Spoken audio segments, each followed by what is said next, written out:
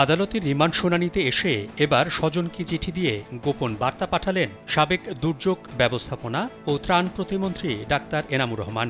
এ সময় পুলিশ সদস্যরা বাধা দিলেও চিঠি নিয়ে সটকে পড়েন এনামুর রহমানের ভাই পরিচয়দানকারী অজ্ঞাত ব্যক্তি। ঢাকার চিফ জুডিশিয়াল ম্যাজিস্ট্রেট আদালতে ঘটনা ঘটে। এদিন সকালে এনামুর সহ 4 জনকে আদালতে হাজির করা হয়।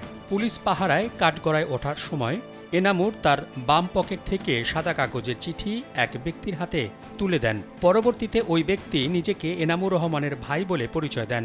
তবে ওই চিঠিতে কি বার্তা দেওয়া হয়েছে তা উদ্ধার করা সম্ভব হয়নি। এদিন সাভারের কুমিল্লা বিশ্ববিদ্যালয়ের শিক্ষার্থী কায়ুম হত্যা মামলায় তাকে 5 দিনের রিমান্ড মঞ্জুর করে আদালত। অত্যাধুনিক ফিচার সম্বলিত বিভিন্ন সাইজ আর কালারের 250-টিরও বেশি ডিজাইন অপশন নিয়ে ওয়ালটন স্মার্ট ফ্রিজ, বোঝে আপনার প্রয়োজন।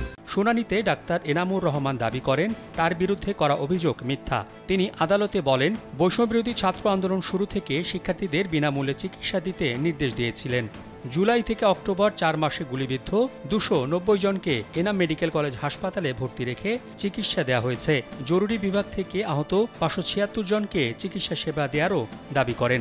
এর আগে টিস্যু পেপারে এমন চিঠি লিখে গোপন বার্তা দেওয়ার ঘটনায় দীপু মনি ও জুনায়েদ আহমেদ পলক আলোচনায় আসেন। এছাড়া সালমান এফ রহমান আদালতে এসে সরকার উৎখাতের বার্তা দেওয়ার বিষয়টিও বিভিন্ন গণমাধ্যমে উঠে আসে।